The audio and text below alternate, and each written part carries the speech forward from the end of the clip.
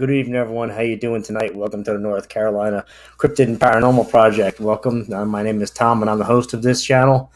And tonight we have on Danielle Diva. She has a huge um, bio on her. She's involved in a little bit of everything. She has heritage. Her bloodline is relations to the original Vlad the Impaler, which you might have heard of from Bram Stoker's Dracula, the Order of the Dragon. She's here to tell us the truths about his life and what he did, and not to be portrayed as some blood sucking monster. So I'm looking forward to talking to her, and she's had experiences with all kinds of paranormal, psychic abilities. Encounters, cryptid encounters, you name it. She's been there. She's done it. She's done healings. She does it all. So without a further ado, let's hear from Miss Danielle Diva. Hello. Howdy. How are you doing today? I'm great. I'm great. I'm glad to have you on today. I think we've been talking back and forth for a couple weeks, and I had other things coming on, and I had somebody else scheduled, and it didn't go right. But you were scheduled for tonight, so I'm glad to have you. It's an honor. I'm really happy, and it's my pleasure, Tom, to be here. I want to say good evening, everybody, and I'm looking forward to this interview. I love to share the true story about my ancestors, of course, that mean a lot to me, not the Hollywood story, but the true story. And of course, like you said, I do a little bit of everything, so I'm pretty open to any kind of questions and everything that interests you. Awesome. Yeah, well, let's kind of just start like how, I guess we could start on like the beginning of his life to what became him as known as gave him the nickname of the Impaler, which I know, but not many people know the whole reasoning to it. Well, Vlad, first of all, if I can just say a little bit about it, I didn't know that I'm related to him originally. Like I did hear the stories through the family, but we didn't know for 100% that this is the fact. But the stories did run through the family for a while. And then we did do the DNA testing. And as we did the DNA testings, for almost like 2-3 months, then basically the whole entire connection came back and the whole ancestry line came back, and that's how all of this is now a fact. So it's not something that it's said as a story. We also have a fact, so we do have a genetical proof of connection to my great uncle. So Vlad basically, or Vlad Draculescu, is born in Romania. He actually, was a really normal, regular child. He's a middle child. He wasn't the oldest. And basically, he was a second son who was basically born in 1400s in Romania, in Transylvania. Vlad and his younger brother Radu were actually given to be basically inside of the captivity of the Turks as the Ottoman Empire came and took over the Transylvania.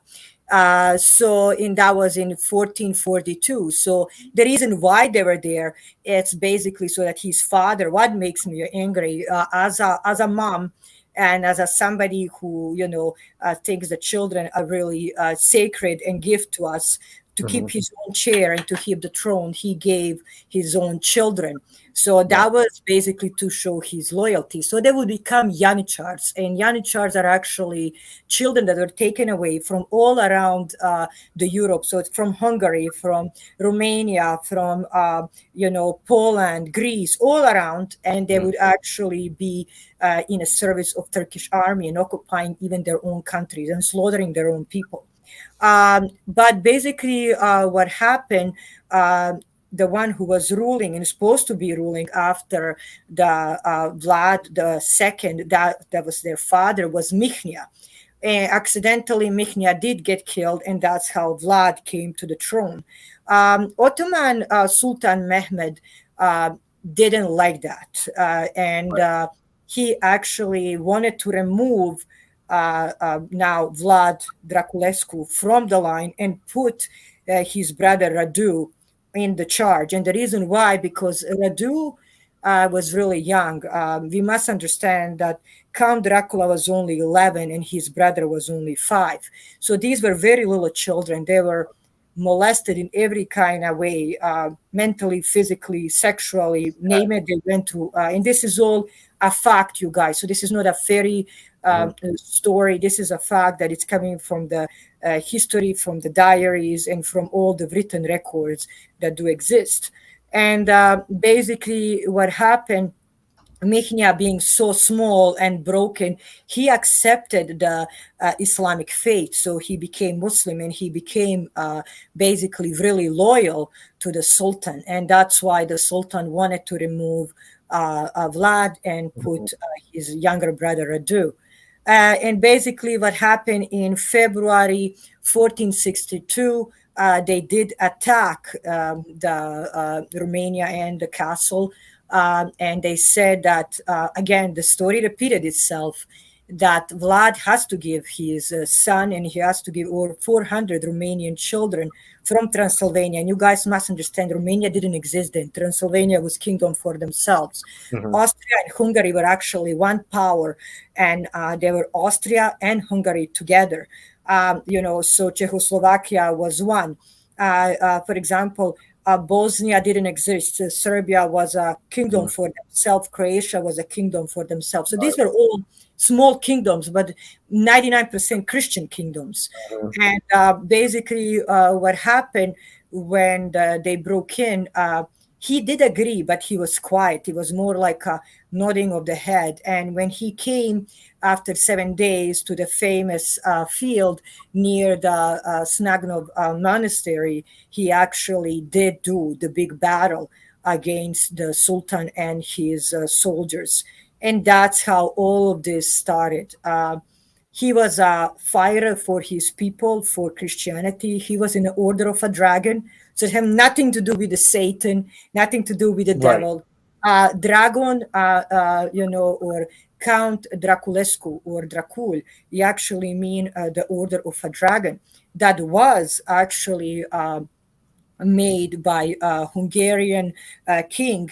And at that time, all of the nobilities were part of it. So it wouldn't be, somebody coming like as a peasant at that time or a working person, or it would be actually only the high class, the Knights Templars, and all of these really good fighters that were there representing the people. So he was there.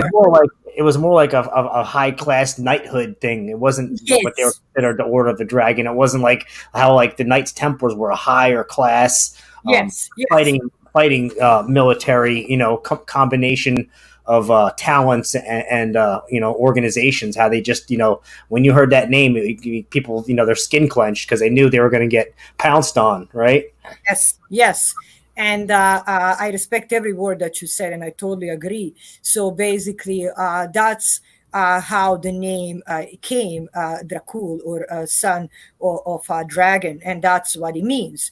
And the reason why they did choose the dragon, and many people don't know that, is because Saint George is fighting the dragon. So it's almost like enslaving the dragon. And Saint George is one of the biggest also celebration saint around the Transylvania. And there's even monastery of the Saint George that is built by the Dracula's father and then finished by the Count Dracula himself. The truth, what is, to make the story short, because we can go into so many details, Dracula did learn many techniques of killing, impaling, we can say brutally murdering people, because he was raised by the Ottoman Empire and they were raised to be soldiers and brutally killing machines. That was just the time at that time. And basically learning the techniques from them, he used it against them and against their own soldiers to protect his own family and protect his own people.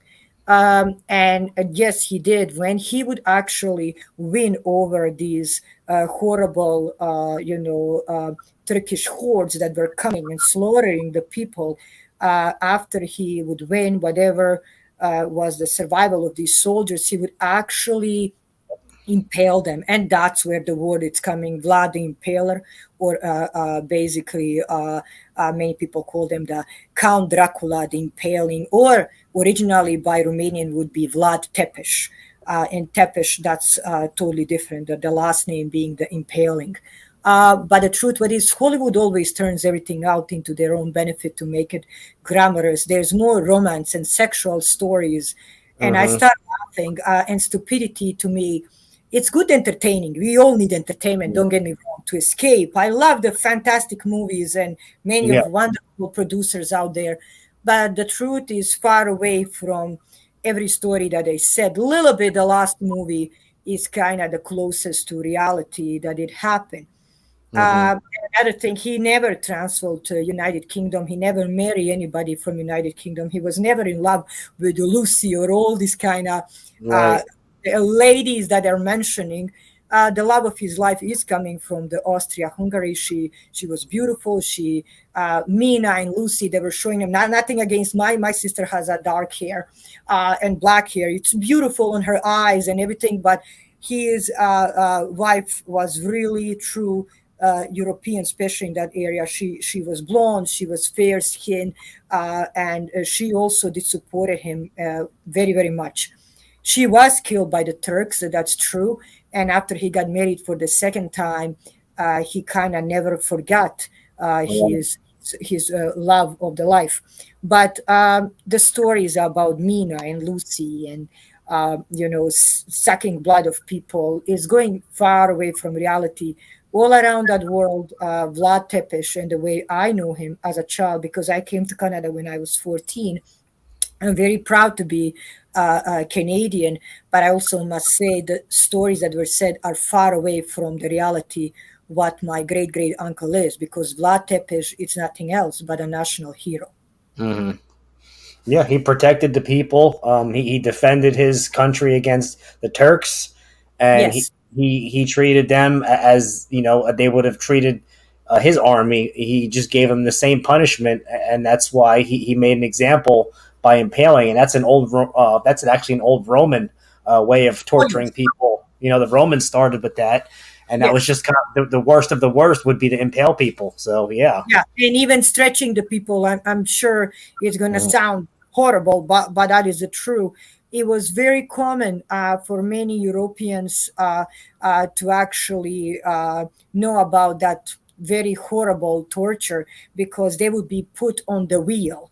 It Mhm. sounds horrible, but that's what it looked like. So Yeah. basically, the person would be tied up with the hands above their head and for the legs, and the wheel would be spinning. As the wheel is spinning, this kind of rope would be stretching the legs and the arms in opposite way Right. till the basically spine doesn't broke. Mhm. Or another way of horrible killing would be actually to open the womb, and as you open the womb, you will let live rats to eat the human Oh beings. wow. They had many That's horrible. intense. It Many reminds me.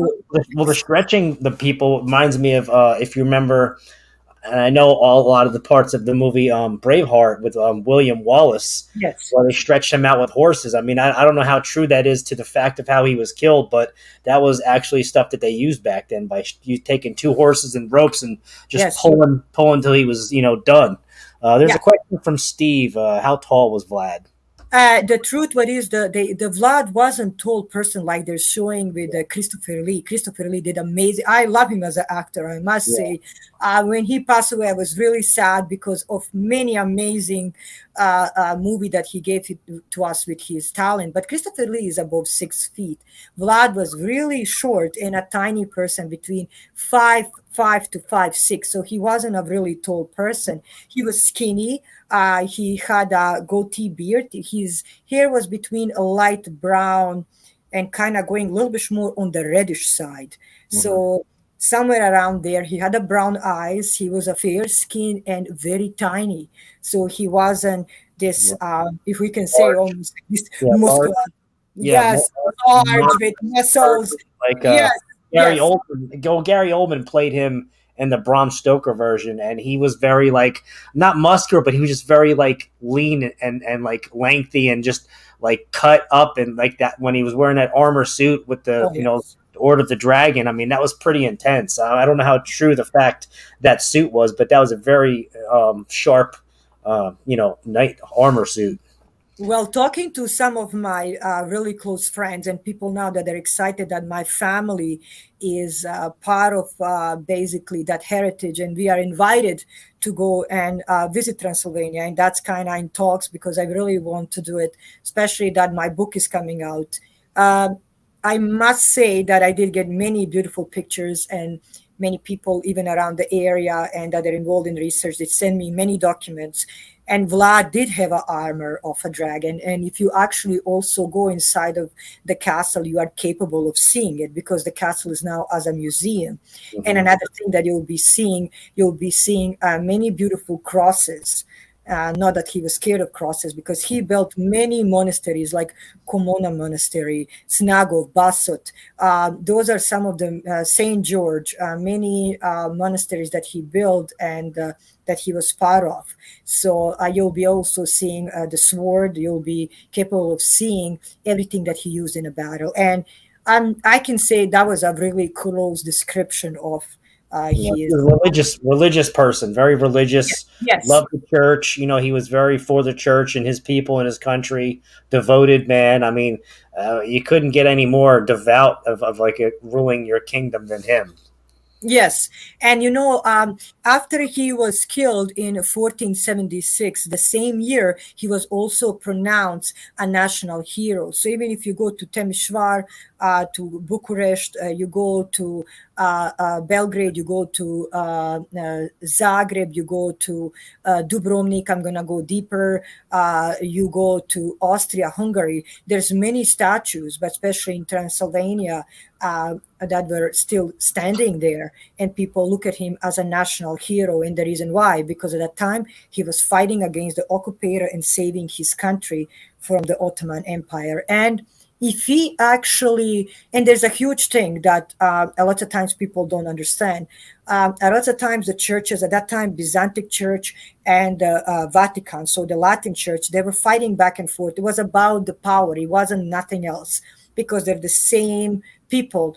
They follow the same Bible and the same tradition, but it was all about the power. And the truth what is, if actually Vlad did get, before he got killed, and they were already talking, the Roman Empire and the Vatican was talking to Vlad to save them against the Ottoman Empire and protect certain areas, I'm sure that many Europeans wouldn't suffer over 500 years, because it would be a totally different story. Unfortunately, that's what happened. Mm. Yeah, that's sad.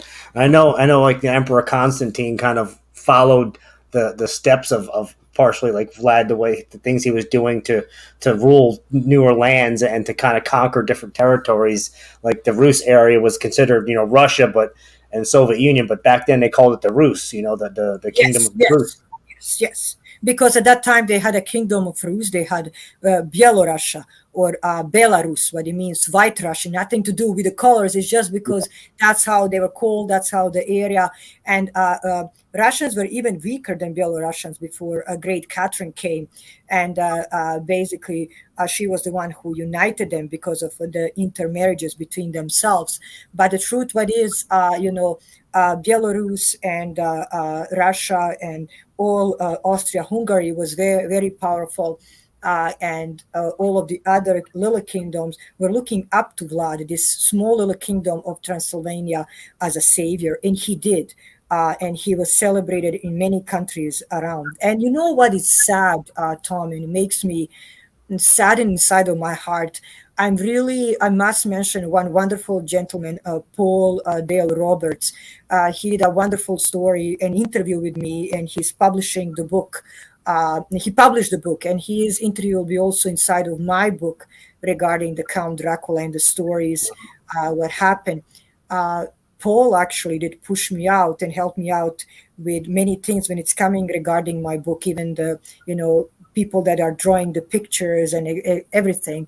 But he was the one who also kind of gave me the wind beneath my wings. And I want to say publicly, thank you for that, because I think it's very important for people to know the truth. And a lots of Mhm. times, Hollywood and different kind of propaganda for their own benefits changes the truth, not Mhm. thinking that to destroy somebody's name and the history is Mhm. actually very sad and horrible.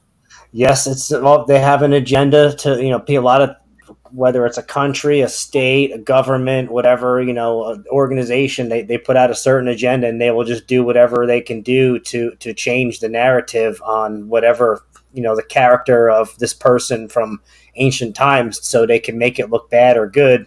They could put their little spin on it, make a couple movies about it, and 40 20 years later everyone's thinking good or bad based on the movies they watched. So it's sad. Yeah. If I can say this, Tom, my mom is born 1954. So, if she was here, she would tell you that. But as a young girl, she, always did study about the Count Dracula, and we basically study about him, and we did learn from our textbooks that he's Vlad Tepes, and he would be also called a knight and savior of the people. So when the movies came out, she couldn't figure out what was happening. She also thought, she said later she figured out, but as a young girl, she thought that was just a science fiction movie, that somebody made up the story about some character living somewhere and added there. And she said, when you open our textbooks, and I have them here originally, and I'm really proud that I brought them, there's no one bad word about Vlad Tepes, only that he was a savior and a great knight, and that's what it is. Got another question from Steve. Can you see it under the little description? Yes. Okay. Do you? I didn't know if it's okay for me to Yeah. answer, so just let me know. Yeah. Okay. So you're asking if the Bran Castle is haunted. You know what? I will tell you.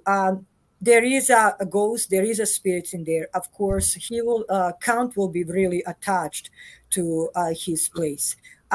I personally think that he comes and he visits, especially around the library area and around his area where he walks in the lower part of the castle, where but not to suck anybody's blood or to Right. kill or Yeah. So his spirit steal, energy. Yeah. steal the virgins from Yeah. the neighboring village and stuff like Right. that. I think deep inside, Count is coming because this is his home, Mm-hmm. and his heart is not settled. And with all this propaganda and all these stories, actually, he's waking up. I had more than a couple dreams about my great uncle, even prior to us doing the DNA testing. Mm-hmm. My pleasure. And he said to me, "Thank you." And I said, "I promise you, I will wash your face." And that's what I'm doing. And I will do that. Nice. That's very awesome. That's cool. I mean, like you said, there's like they'll put out whatever kind of narrative to change things up and make things different. But at the end of the day, like history was written for a reason, and if you don't like, so they could change history just by in 20 years to get to a younger generation, give them false statement or false you know whatever they want to do portrayals, and they'll believe it because they don't know better, because they don't have the either the knowledge or they don't have the means to look into maybe say the books that you read when you were younger where you saw the facts. They won't know that. So I mean, that's sad. And the truth what is why, for example, those things are not written here in the textbooks, because we actually did read him and study him as a hero of the country and hero of the Europe, because we did study all about the World War I, World War II, Ottoman Empire, Austria-Hungary Empire, French revolutions, and etc. So this was part of the studies as we study as a children. And of course, my mother, even being born before of me, she was capable of going even deeper. So, and as a child, I was raised a little bit differently, to respect the heritage, respect the origin. And my great grandmother always told us, we are different. We have to follow the old tradition. And that's what my mother raised me and my sister. And I'm very proud of that. And tomorrow I'm really honored because I know, and I will work on that to teach the same my son. And if God gives me more children, but I know tomorrow I'm looking forward for my son to be,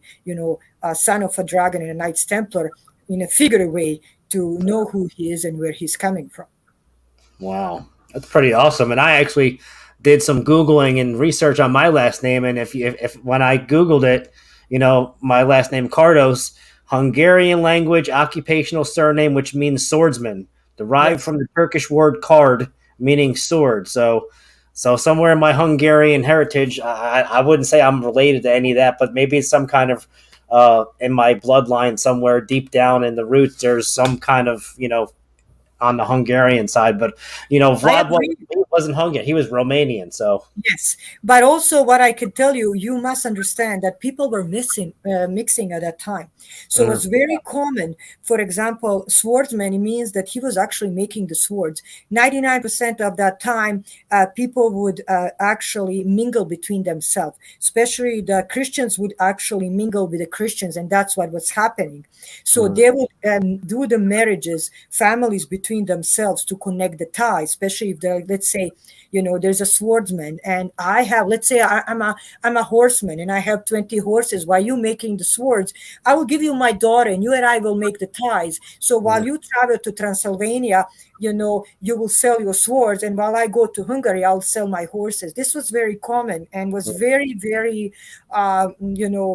practiced by all different kind of nationalities. And that's Yeah. why we actually do the genetical testing, you will find all different kind of bloodline. In my mother, there's a lots of British bloodline, and we are very connected to the British bloodline, including the Austrian Hungary, because the way of intermingling of Mhm. the families between. So That swordsman, I'm sure that you made some of the family members probably did make the swords, and I'm sure if you go deeper that you would find more. If I can help, let me know. It would be my Yeah, pleasure. I was thinking of doing a DNA, but I'm very weary of giving my DNA to unknown entity to do Yes, God. I understand. I mean, I don't. I want to find out what my heritage, but I don't want to just throw it out there to some unknown entity, and God knows what they're going to do with it, and they could, make a clone out of me, and then 20 years from now send a clone out to take over. So I'm Yeah, just it's true. like that. It's So true. When we did it, we were also cautious about that. And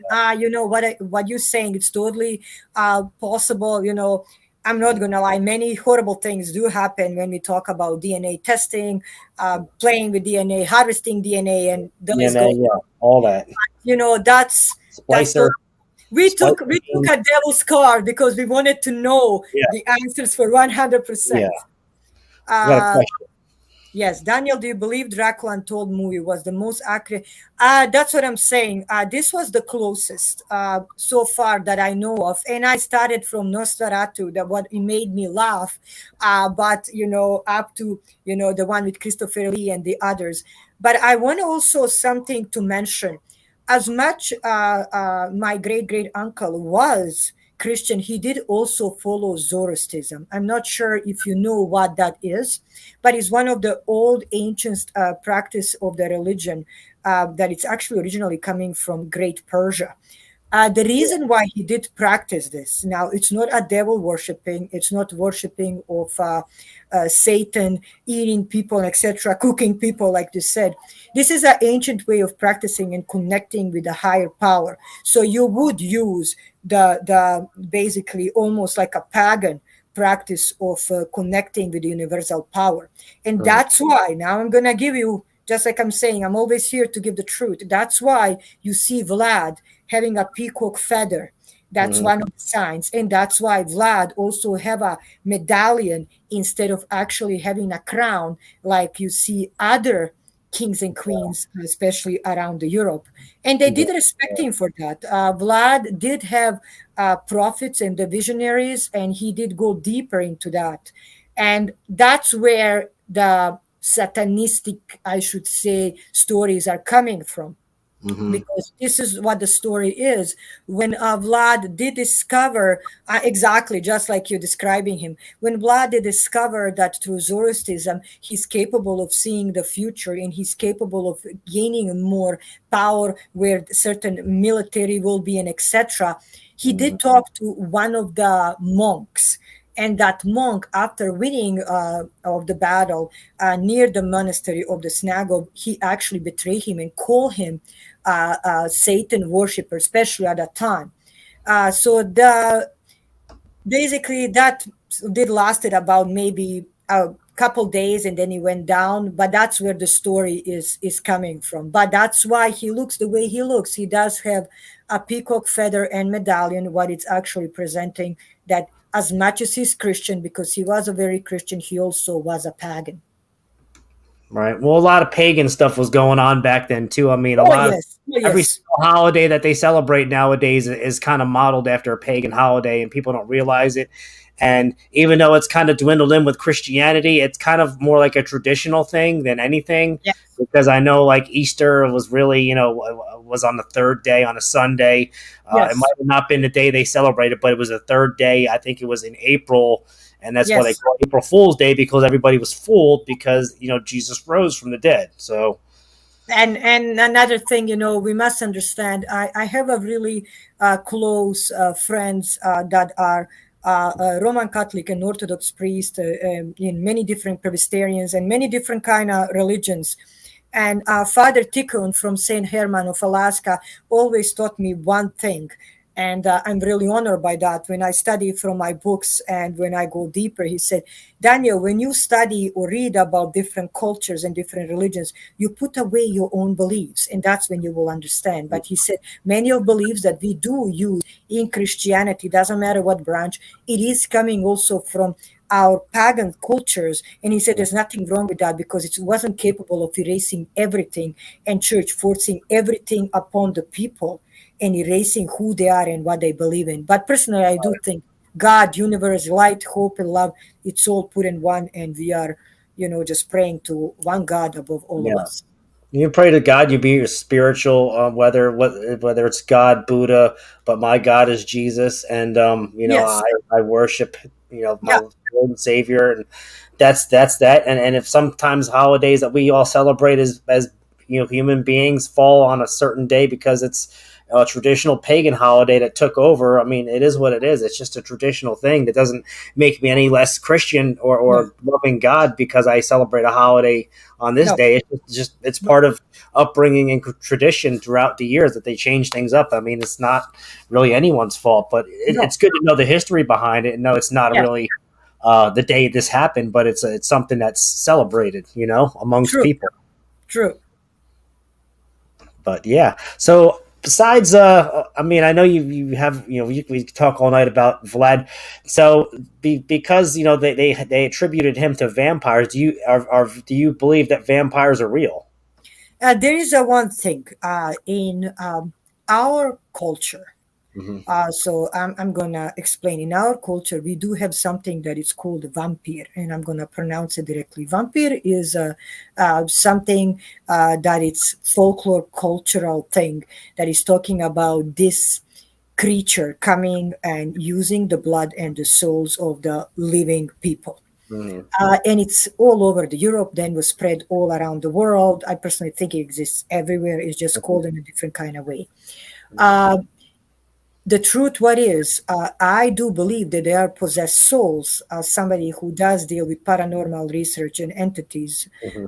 and I do believe that there is negative powers that can possess people to do different negative things in Hmm. our the whole entire Balkan area is actually connected to vampirism or a vampire history, because there was the area, especially during the pagan times, and Hmm. after that Christianity came, when people would practice, we can say, dark craft or the black magic and put the spells. And some of those spells are much stronger even than the Oh voodoo, yeah. especially if we talk about Romanian Vlasi. So if you guys even do the little bit reading, and it's called black wedding. Just put a black wedding Vlasi, and it's actually telling you about this. And there's a movie, originally now movie made, that is going to compete in Cannes about what was originally happening and how Vlasi are even doing the black magic today, and they're making people to kill one another. They're making them like zombies and everything. So the truth, what is, do I believe in vampirism, even if I never did see vampire in front of myself? I Right. do believe in it because of different kind of practice, origin, and things that especially Vlasi and gypsies Hmm. did and still do in that area. That's funny because I know if you go back in time that they've done a lot of like exhuming graves Yes. in that part of the country, and they've came up with bodies or skeletons that were they had stakes driven into hearts, they had cages over their faces because they were considered undead, and they didn't Yes. want them rising from the dead from the Yes. because that's what they believed, whether they were or not. They just thought that that was undead person, so they would go to extremities to make sure that their bodies would not come back to come after anybody else to do any more harm. Well, I discussed this with Duke. I discussed this, I think, with Sean Graham, a wonderful friend of mine from another podcast. Yes, John Graham. One good friend of mine. He's like my brother. I discussed this with more than couple people. If actually werewolves and the dogmen are the same thing. What I think you guys use here, the expression a dogman, we Mhm. use a werewolf or vukodlak. So I'm going to use Yeah. exactly the expression of it. So what it is the same creature, is just called in a different way. And it Mhm. is an entity that was always, I think, part of different kind of woods or the areas, and it's just coming out now because of different kind of reasons, Well, you or got it be skinwalkers now time to too. show up over there. Yes. Skinwalker. A skinwalker is something conjured up from a Navajo, shaman that they do Yes. something, they can conjure that up, and that entity is brought out of presence, and it causes havoc and harm amongst people. So if Yeah. they did it back then, why can't any kind of culture have Yeah. that kind of Yeah. power? I did a huge research on Skinwalker Ranch in all that area. And, they're really similar. For example, we have kachinas, what are the dolls for calling the spirits Mhm. and the dead. It's something that we also do have in Balkan cultures. We do have spell dolls. In voodoo, they have the dolls for the spells and connecting actually the souls or opening the portals for the dark entities. All different kind of, like you're saying, of Navajo, Ujibwe, there's Métis, Cree. I do a lots of research and study, and I have some of the friends that are shamans that I really do love and respect very much. Aboriginal culture is rich very much in different kind of heritage culture in connection with the star and star people and different kind of entities, very much like Europeans themselves in their own way, each country for themselves. For example, Irish culture is a cradle of paganism. If you go deeper inside of there, and their forest and fairies and banshees, Norwegian too. Norwegian. yeah, yeah, exactly, exactly. So, but when we talk about the Skinwalker Ranch, all of the things that did happen there and that it's still happening, I personally think it's because of the way how they were treated by white people when they came, or European settlers, and Yeah. how they were hiding, because all the Skinwalker Ranch comes because as they were dying and covering themselves with the skin of the animals, trying to call the spirits to protect them. I personally think the portals are still open, and that's why that area is just, you know, That cradle makes of sense. different Yeah, kind of, all blood different coming out, kinds of. sacrifice, and it makes the land cursed. And then because it's cursed, it opens up portals for Yes, these entities to make contact or just do whatever to have project whatever kind of energy they want, whether it's yes. orbs, whether it's these Yeah, dog man there is creatures. Bigfoot, there's Yeah. Dogman, there's UFO. Mhm. They even say that there's a one person, for example, that I dealt with. I told to this person they went to do research on Skinwalker Ranch, and I said, please don't bring any soil, any dirt, whatever. And after that, I was contacted again because they were hunted, and basically they couldn't leave, they couldn't sleep because of different things that I brought in, and I said it's because you took something that doesn't belong to you. Mhm. Here I go lots of times, and I do lots of shamanistic things with, That happens a lot. yeah, with sage cleansing, drumming and etc. You have to know how to respect Aboriginal culture. You have to be connected to the nature, but also to their own beliefs. If you're really going to pray there or you want to do the research, always bring something. For example, I bring tobacco. Tobacco And offering, yeah. yes, tobacco and coffee as an offering. Don't take anything with you. Don't take stones because they look pretty. Don't break the branches because everything is there for a reason, and it belongs to that land for a reason, and it has a power for itself. So don't play with it. That would be really something that, That's that's yes, pretty much like you go to an antique store and you buy something like an antique that's maybe have some energy to it from a house, and you don't know, you bring it, and all of a sudden things start happening because you took that item from that house, thinking it's a collectible antique, but it's harnessed energy, and it's that that energy has memory, whatever, I can't think of what they call it, but that will cause you to start having occurrences in your house because you took that to away. You know, my friend, energy cannot be destroyed nor created. It travels over the time and distance. This is by Nikola Tesla. So the truth, what is, it's proven that energy can be attached to the certain objects. So as we are purchasing something, I go to antique malls a lot. I love little things. I admire them, I adore them, because I'm a psychic and a medium. I can feel if something is good or something is bad. But I did encounter many times people that would come and contact with me because, for example, they bought a necklace or a vase or something that would actually bring dark entities or negative energy to their home Mhm. and their loved ones. Yeah, residual. That's something has residual energy in it. Like like people see these things that happen every night. Say it happens every night at 12 o'clock because it's a residual energy that's made to repeat itself every night at that time. So it's a residual energy, which is crazy. Yes, yes. And the energy people don't understand, but even our spirits are the energy. As somebody who did study the medical field, now we do have five aspects of health, and one of them is spiritual. And it's also proven as we die that we are lighter for over 200 grams the same second. And that's when our spiritual body leaves our physical body. The truth, what is, our spiritual body goes on or it gets reincarnated. It depends what your beliefs are. But so far, we know the spiritual body is something that transfer over the time, over the distance, and it can actually do the harm or it can do good. It depends who they are, or what they're connected to. So Well, that's what it is. that's like the when I was at the convention with Ron Moorhead was talking about Bigfoot, and the his book is with the science, Yeah. the quantum Bigfoot. He Mhm. pretty much makes it very easy to understand that energy converted to mass. Normally, it can't be converted back to from energy to mass to energy, but with quantum physics, it can because of Einstein's theory of relativity. It all makes sense, and Yes. it just it kind of a light bulb goes off when you listen to his presentation, and it makes you Oh yeah. wonder why these things can appear, disappear, and reappear just out of nowhere because they have Yeah. that ability. Yeah, and I personally think that Bigfoot was always part of these woods, and we have them here now. We have a Bigfoot research in Alberta. We have them in BC, Montana, North Carolina, Michigan. Name it, it's all over.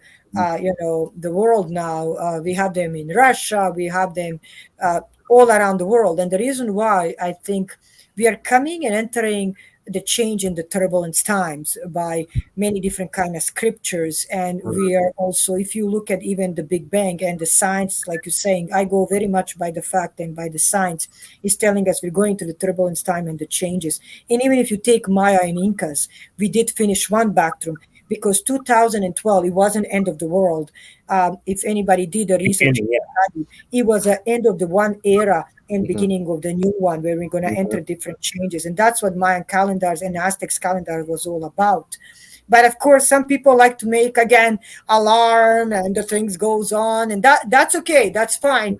So basically this is what now we are entering this era where we're actually seeing more and more different kind of creatures. So is that going to be the Bigfoot, or is going to be the dragon, or is going to be the wolfman, werewolf? I think it's personally because it's time for them to be part of this planet again, and that's why we are encountering them more and more. Now, do you think that because of the Hadron Collider being turned on in like 2012 and 2016, do you think because that's getting turned on, that's Yes. making people have more encounters with these beings because it's ramping up the energy across this veil that we're seeing that's being lifted? Yes, and truth, what is, you know, Big Collider is something that I watch very closely. I loved Stephen Hawkins, and the reason why I did, I always mention that because he was the one of the scientists that would Mm. come to us and talk to us, all about different things, explain to us simple people all those formulas, things that are happening out there. Unfortunately, that he passed away, we are not getting that much information like we used to. So nobody is still filling out his shoes or his duties, or maybe that was just his character and the way he was. But the big collider is something that it's really connected to electromagnetic fields all around the world. So when the big collider is already turned on and it's getting more and more, heated up. So as this is happening, we are opening many different kind of things, including portal, and it's proven by science that we have 12 different kind of dimensions. So we are opening different kind of dimensions. We are moving things from one side to another. And even scientists themselves, they said, we don't know what can happen at the end. This is the Mhm. words from the rectors of the big collider, not my own. So that's what I'm thinking, that as much this collider is a huge thing for us to do study and to do a research and get the answers, it can be something that can be costly for humanity, because curiosity can be also very dangerous. Yes, very dangerous. What I was gonna say is there's a question Yes, please. about. No worry. Here we go. Harvest Mary Moon. Adenophilia is the only answer I can come up with. We do talk about giants. We do talk about, Anunnaki. I do study on the ancient ancestors, and anybody that follow spaced out radio programming on the after hours, I talk a lot of times about ancient aliens and the ancestors. So the giants, the Adam was a giant, for example, and if you go deeper into the Bible, you will be capable of seeing those words. But also, it's telling us, whatever are these deities or these gods or extraterrestrials, were actually connected to our ancestors. I personally believe they never left and they were always here, but that we, as a recent generations, we did lost certain keys to connecting to them. And right now, because of all of these recent things and commotions, we're coming back to them. Pandora box, they said, now I don't want to make a mistake. You Mhm. guys can check it because I don't remember exactly, but Pandora box was open when we did attack Afghanistan, and they're saying more and more things will happen. And that, That makes sense because we went there and raided Iraq when we went after Saddam Hussein. They said weapons of mass destruction, but we went after King. God, I can't think of the king Nebuchadnezzar, which has yes, two names, but we went after his technology, and that's really why we went out there to steal it. And then we came back with it. Now we have all this technology, and if you follow Stephen Quayle, he talks about some of oh these yes, things, some of these beings, some of these Nephilim beings. They're sleeping in stasis, and yes. there's videos of these I guess you could see these giants, Nephilim underground, crying and yelling because they're trapped underground. And the Euphrates River is drying up now, which is a prophecy. And once that Uh, dries up completely, things are going to get crazier. would be okay if I mention a little bit about what's Go for it. happening? Yes, Okay, yes. so if we talk a little bit deeper about the prophecies of a Bible, and I personally, I'm going to tell you, I read the Bible and I still do. Every day there's something you can learn from it. It's not possible for us. I'm not a priest, I'm not a nun, even them, they study it every day. But if you go a little bit more deeper, every single word in the Bible is telling us exactly what's going to happen in the future. As a symbolist in research into ancient studies, I also can say that drying of the Euphrates River in Egypt is actually telling us that we're entering the sixth seal. So if you guys know what the sixth seal is, or if you don't know, you can go Yeah. through it. It will tell us.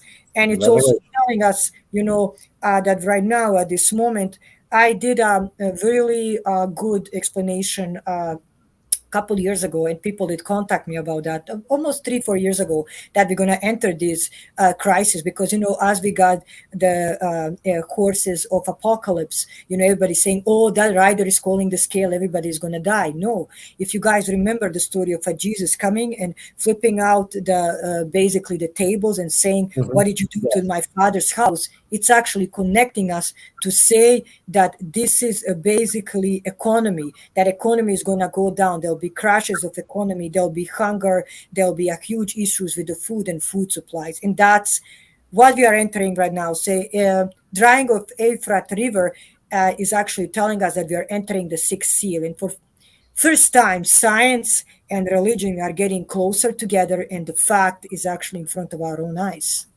Yeah, I mean the Pope is the Pope. I mean, I'm not really a big fan of Catholic religion, but the Pope in Italy is saying he'll baptize an alien. So he's saying it's okay to baptize an alien. That makes you go wonder, think like he's seeing things on a whole different level, making Yeah. it okay to be acceptable. And everybody has their own belief and their own rights, and I always say I respect everybody, Mhm. and by the rules of United Nations, my freedom and my freedom of religion stops as soon as I start attacking you with my freedom of religion and with my own freedom. But of course, I'm sure 99% of these rulers don't follow that. That's why we have so many issues and the wars. But Mhm. if you look at it, even in the Bible said, God save me from all, non-human and beings. So now that he's saying he's gonna baptize the extraterrestrial, the alien, I question, what are we talking about? Yeah, So what are yeah, you talking about? That sounds demonic to me. I mean, some people even accommodate aliens to being demonic beings from another yeah. dimension, and they're coming over here disguising themselves to make us excited about being aliens, but they're really not aliens. They're demonic beings that have abilities. Because if you remember Aleister Crowley, and Mhm. it wasn't even Aleister Crowley, it was Jack Parsons and L. Ron Hubbard back in the 40s summoned a demon named Lamb, and this demon named Lamb looked just like a gray Mhm. extraterrestrial being, and this was a And demon that they conjured up. And Tom, two years later, 2 years later, Roswell crash happened. yeah, Tom, I Crazy. respect every word that you said, and I agree 100%. And even yesterday on Spaced Out Radio program, we kind of touched that a little bit, because, the truth, what is extraterrestrials, what are they? They're non-human beings. They abduct our people, they do the testing on them, they violate every human being. It doesn't matter who they are, what they are. They don't care about your religion or your beliefs or what color you are or what you belong to, but you will be basically their subject for medical experiments and etc. I personally think there's a small, very small part of them that are, we can say, more of the kind of good side, but many of them so far that we're talking about insectoids, reptilians, the Reptilian, yes. prey, are really the one that are playing the games with Bad uh, agenda. yeah, and have agenda with Mm. our earthly beings, and sooner or later we are getting very close. And that's why I'm also mentioning the sixth seal. We're going to see more and more of these beings and things being disclosed in a simple words, if you guys follow it and follow the words of these big people, what they're saying as they're coming to encounter with these beings. That's crazy. I mean, I could go down the rabbit hole all day long, but it all goes down to factual scientific data or things, Yes. events that actually happened. But I always resort to the Bible, like you said, with the seal. Like we're living in the days of Noah, the Yes. sixth seal, and if I'm not going to say the actual word of the thing that was going around lately, but the thing that was going around lately that they were forcing people to get. Yes. Now all of a sudden it's like it's meaningless. It's like, oh, what thing? Yeah, and that's unfortunately the reality that we're living on, and we're gonna see more and more of that, and it's gonna be placed first as something you must or you should do, and after that, the train will go in a different direction. Well, That's what. there's other ways for them that thing to get pushed around, because not only if people rejecting that, but that they'll just if certain people, I won't say their names, but certain people that are mainly computer software Yes. owners are buying farms across the whole country and the Yes. nation, and they're putting that thing into the food. So you got to eat, and so no matter what, it's going to want it being in your food, and there's nothing you can do about it. And that's another thing that, like I'm saying, as we follow the sixth seal, and then the four angels, spilling the bowls, everything is in there. So you guys must read it really, not as the story that is told. Go a little bit deeper and try to connect those words with today's reality and today's agenda. What's happening, you'll be capable of seeing it, what's actually happening. And of course, there is always agenda, how and the way how to place and put certain things onto the people. You always existed. Yeah, and it's wild. And it's something you mentioned earlier, but the vampires, the what was the other word for vampires that you were saying? That's over the There V. is there is Nosferatu. There is vampire. Vampire. Yeah, vampire.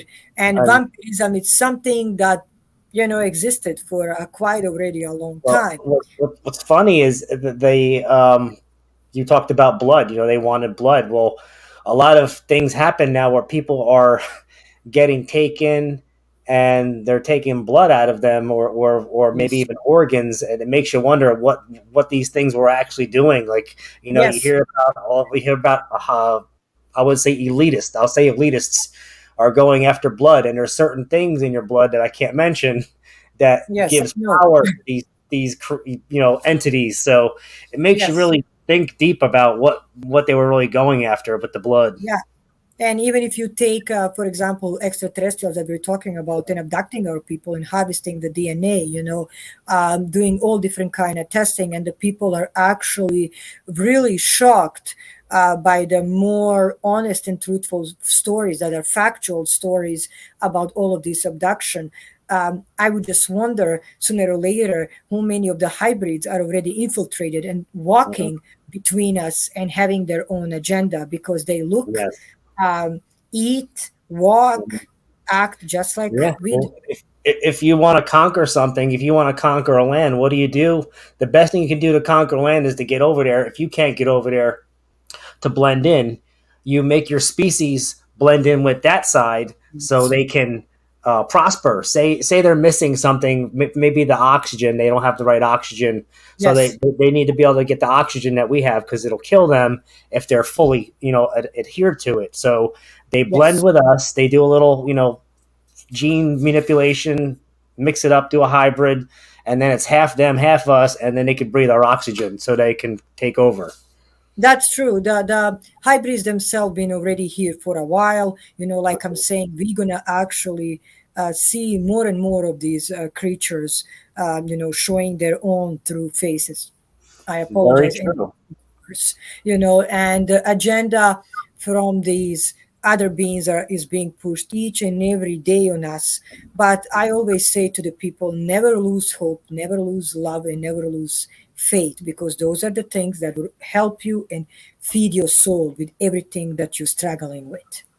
Yeah, always fall to God for answers, your faith, and don't let that stuff. I mean, I think recently, I think in California and Colorado, they had all these. I think maybe in Texas too. With recently, with all these cows being slaughtered and their organs are being taken out, and then like they go there. There's no marks of there's no No. marks for like things of anything bad, like a mass event getting done, but these things are laying there dead and they're missing their organs, and like, how did it happen? Yeah, Tom, if I can just address that for a second. Yeah. I did a research on that, and I also, again, I mentioned that on SWR more than a couple times, and on the other podcast that I'm guest all around.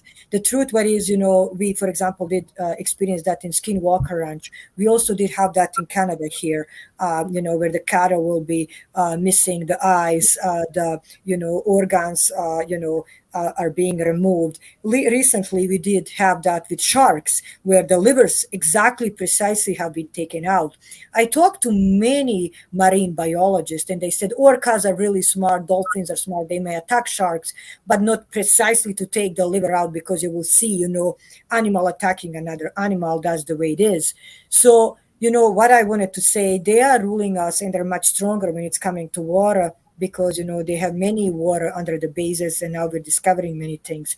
In the air, they much have stronger technology than we do, and on the earth, they infiltrate us and they are abducting us whenever they want to. So the truth, what is, we are actually getting more and more facts out there that we are being attacked and Hmm. used every day, and this is happening in seconds. Oh yeah.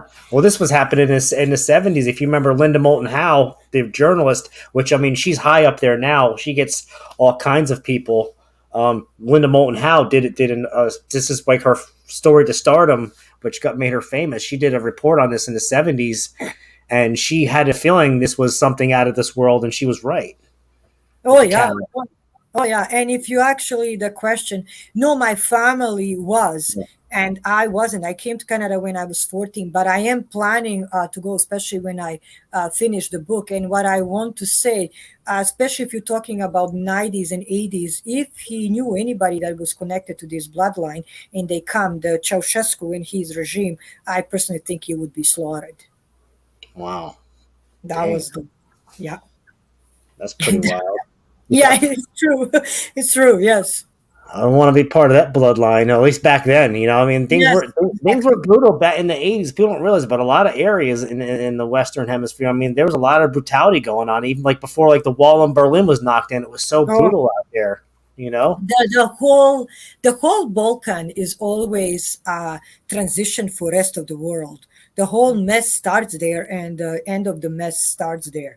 But there's a lots of historical facts and evidence that does happen on that area, and the reason why, because some of the ancient stories and keys are existing there that are connected to all different kind of mess, we can say, and different kind of stories that are happening around the world, just like Latin America and North America are cradle of Aboriginal people that are Mhm. giving us the stories and the history that is connected to our Mhm. great ancestors too.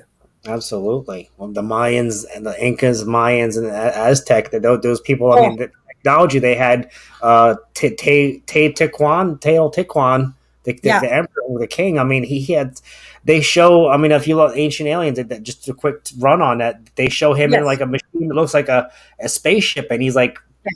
using his hands to power it. Yes, if you actually, if you go to Pumapunku, Mhm. you go deeper into the Latin America. If you go to Giza, and the things go on, the whole totally different kind of Maya and Incas. They will actually tell you all connection of the extraterrestrial beings that they gave them technology and the knowledge that it's connected to basically things that we are doing today, and that's what I think. Also, some of the I can say mess is happening in the world because certain groups are hunting that ancient knowledge for their own benefits, not knowing that actually they're waking up the devil that is waiting to, Mm. make a mess. In a figure speech, I'm not thinking the devil Oh coming and yeah. but it's just an expression that are actually making a pact with the devil, just like that extraterrestrial confederation between galactic federation between the humans and extraterrestrials that did happen. All of people that talk about it, and even our own former Prime Minister of Defense, that I personally had a chance to listen. He came even in a Calgary and talk. Wonderful, wonderful person. God bless his soul. He came publicly and he talked about disagreement. But I personally think that our greed for technology, for maybe Mhm. you- to forget forever being young, like rejuvenation of the Yeah. cells, you Technology, know all that. exactly, propulsion and different kind of things that we're and still hunting for. They gave a certain population to play with, but the agenda went too far away, and now we sign a pact with the devil. And like I said, they're Mm. stronger than us in the water, they're stronger than us in the air, they're stronger than us when it's coming to walking on the earth. So we signed a pact with the devil himself. Yeah, I mean, we did that the treaty back in when Eisenhower was president. Hey, Yes. Carlito. Hey, Shane. Just saying hi to my two bros. Carlito's my old partner, Cryptid and Paranormal Kingdom, and Shane is my bro at the West Coast Dogman Project. and I think you would be a great addition to be on one of their interviews on their channel next, bro. Thank you. Anybody wants to get a hold of you or wants to contact you, how can they get a hold of you? Because we're about done with the interview. We're after an Thank hour. you. So how can Thank they you very much. contact you? People can find me on a Facebook, Danielle Diva Borazan. So it's Borozan. That's my last name. You guys can message me there anytime. I do answer as soon as I can. Also, you can find there my studio, where it's on my page, New Age Studio, and you can find all different kind of things that I do. I also am part of the Spaced Out radio programming. There you can hear wonderful Dave Scott Dale. He does have all the information that probably you guys love, including Jessica Jones. And then I'm there with Marquise, my partner in crime, when it's coming on the after hours every weekend. We do have all different kind of topics that we cover. And on a Texas front porch, I'm there with Big Texas doing the Yeah, Tex, kind Big of, Michigan Rob, the whole crew, Blonde and yes, Blues, yes. the whole family, right? The whole umbrella Yeah. family. So I'm really proud. I must say, my agenda is a little bit different than many people do have. My agenda is to educate people of what's happening at this moment, to tell them the truth about the history, and to extend my hand if anybody needs some kind of help or understanding about certain things. But it's always my honor to be part of different kind of podcast interviews, TV stations, and radio shows, because this is how we connect to one another. Because I personally think we are all one. We are Yeah. one conscious, and we are all one humanity. Yeah, keep spreading the word. Like I do this. I mean, I'm not here to get famous, to get rich, to get whatever. I do this to get the truth out to the people. Even with I think I have 900 something subscribers. So whatever. I'm the small guy in a totem pole, but it doesn't matter to me. My big goal is to get the truth out there, to educate the people, to get knowledge, so they can hear my guest or whoever I have on. Sometimes I get a little research involved with cryptid research. When Yes. weather's getting better, I can actually get to the woods and start doing some field research. So Right. yeah. My whole family is my team. And of course, I have some of my brothers that work with me. They're not my biological brothers, but I call them my Yeah. brothers. So I work deeply when it's coming to symbolism, when it's coming to ancient ancestors, messages, like you're saying, from the Bible and the holy books and the scriptures. And then I also go deeper into paranormal. So like you're saying, when I find something out, the whole crew, we all go together. Yeah. It's about finding out the truth. And because truth was always there, and it's up to us to open the door and figure it out. Oh, completely. It's to keep it out and to get it across to people, excuse me, as many as we can, because there's so many people that are living, pardon my French, but a lot of people are living with their thumb up their ass, and they got they're just glued to their phone, and they're worried about what's who's popular on TikTok, and they could care less about what's going on behind their backs, that they're totally oblivious to. So my goal is to get that put out there, because people need to be knowledge, be And you are doing a fantastic job, and I'm very honored, and I was very happy to be invited by you to actually to do the show with you, because I think we have so much to talk about, and we can actually discuss many different topics, and you are doing a wonderful job reaching out to people and spreading the truth, and that's the most important thing. Oh, heck yeah. And I think next week I'm doing a collaboration show with Three Beards Podcast. And I think it's Three Beards Podcast. I think it's me, Carlito from Cryptid Paranormal Kingdom. And I think we're doing I think we're having Jess Jones, the Cryptid Huntress, on as well. So that's going to be awesome. Fantastic. Fantastic.